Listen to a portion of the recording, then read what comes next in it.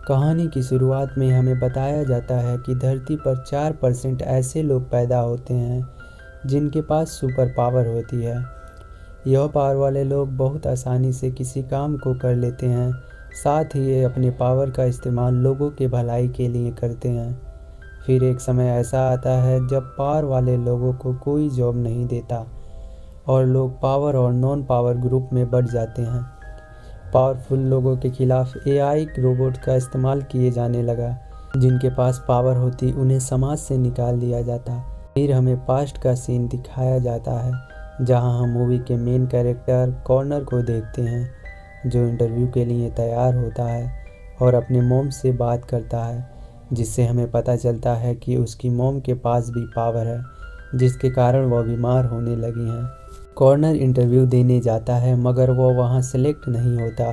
Corner को पैसे की ज़रूरत थी ताकि वो अपने मॉम का इलाज करा सके। फिर कॉर्नर काम ढूंढने के लिए एक साइट पर आता है, मगर वहाँ पर वर्कर पहले ही आ चुके थे। बहुत कहने पर कॉर्नर को वहाँ काम मिल जाता है। वहाँ पर बहुत से सुपर पावर वाले लोग काम को बड़े आसानी से करते हैं। कॉर्नर के पास इलेक्ट्रिक वाला पावर होता है। तभी वहाँ पर पुलिस की ड्रोन आ जाती है और सभी वर्कर को बाहर निकाला जाता है, यह देखने के लिए कि इनमें से कोई क्रिमिनल तो नहीं। तभी ड्रोन पता कर लेती है कि इसमें से एक क्रिमिनल है। उसे पकड़ लिया जाता है, लेकिन वह पावर का यूज़ करके भागने की कोशिश करता है, लेकिन एआई रोबोट उसे शूट कर देते हैं, जिससे वह मर जाता है। अगले सीन में हम कॉर्नर की मां मैरी को देखते हैं, जो बीमारी की हालात में भी एक शॉप में काम करती हैं। गलती से एक सामान गिर जाने पर सुपरवाइज़र उन पर चिल्लाता है। उसी समय कॉर्नर वहां आ जाता है, जिससे दोनों के बीच झगड़ा होता है, जिसके कारण सुपरवाइज़र मैरी को काम से निकाल देता है। अगले दिन कॉर्नर एक जगह पर काम के लिए बैठा होता है। तभी वहां पर लिंकन पावर के लोग आते हैं, जो एक क्रिमिनल ग्रुप होता है। उन्हें इलेक्ट्रीशियन की ज़रूरत होती है जो क्लास 2 का हो। कॉर्नर को पैसे की ज़रूरत होती है, इसलिए उनके साथ वह चला जाता है। फिर वह एक ड्रग केमिकल की चोरी करते हैं, जहां उन्हें पता चलता है कि कॉर्नर क्लास 5 का इलेक्ट्रिक म्यूटेंट है। चोरी के बारे में पुलिस को पता चल जाता है, जिससे ये बहुत आसानी से अपने कार पर लगी कवर को हटाकर बच जाते हैं। फिर हम ड्रग डीलर के लीडर मार्कस को देखते हैं। वहाँ पर कॉर्नर की मुलाकात नेहा से होती है, जो एक इन्हेलर होती है, यानी किसी भी बीमारी या घाव को सही कर सकती है। इसके बाद कॉर्नर पैसा लेता है, जहां गैरेट उसे बोलता है कि मैं कल तुम्हारा इंतज़ार करूंगा। कॉर्नर घर आता है और अपने मॉम से झूठ बोलता है कि उसे जॉब मिल गई है। अगले दिन कॉर्नर फिर उन्हीं के साथ जाता है, क्योंकि उसे ज़्यादा पैसे की ज़रूरत होती है ताकि वो अपनी मॉम का इलाज करा सके। हमें पता चलता है कि वो लोग बैंक में चोरी करने वाले होते हैं। इसके लिए गैरेट कॉर्नर को ट्रेनिंग देता है ताकि वो अपने पावर का अच्छे से इस्तेमाल कर सके।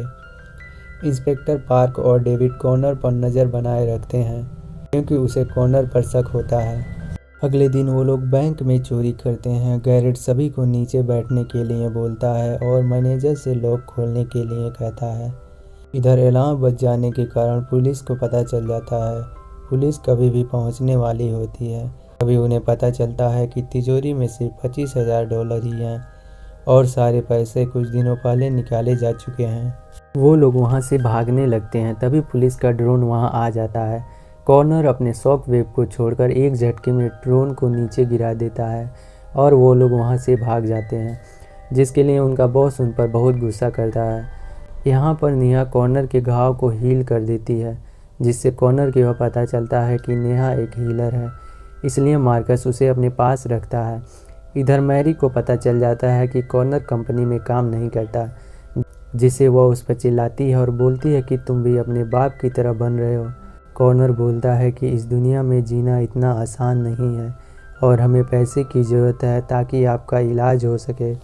उसके मॉम की तबीयत ख़राब होने लगती है और उसे हॉस्पिटल में ले जाया जाता है, जहां डॉक्टर कहता है कि कैंसर बढ़ने लगा है और उसका ऑपरेशन जल्दी करना होगा।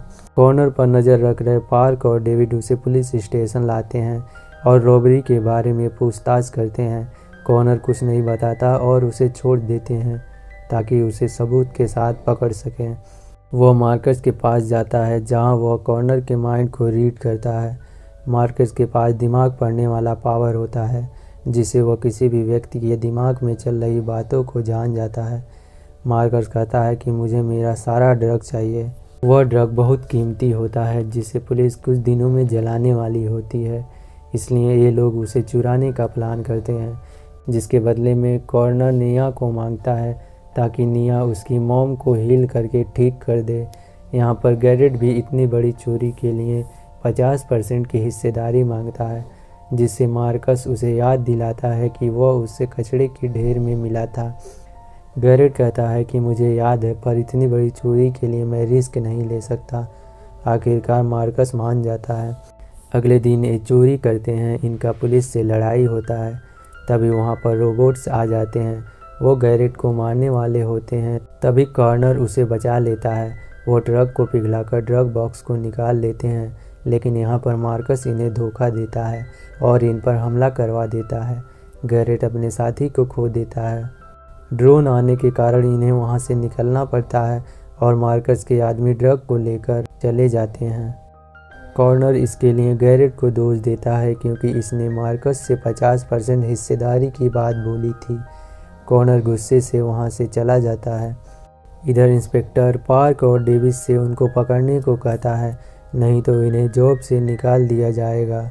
हम पार्क और कॉर्नर को एक होटल में मिलते देखते हैं, जहां पार्क कॉर्नर को सरेंडर करने को कहता है। कॉर्नर पार्क को मार्कस को पकड़ने में साथ देने के लिए कन्विंस कर लेता है। अगले दिन पुलिस ड्रोन के साथ मार्कस के अड्डे पे छापा मार देती है। वो वहां से बच के निकलता है। वहां गैरेट और कॉर्नर आ जाते हैं। फिर मार्कस और उनके बीच लड़ाई शुरू हो जाती है। एक बंदा कॉर्नर को मारने वाला होता है, लेकिन गैरेट उसे बचा लेता है। वो उसे मार देता है। गैरेट अपने पावर का यूज़ करके मार्कस को मार देता है। यहाँ हमें पता चलता है कि निया जिसे भी इनहेल करती है उसका सारा बीमारी उसे हो जाता है। जब उसने कॉर्नर को हील किया था तब उसका घाव निया के हाथों पर आ गया था।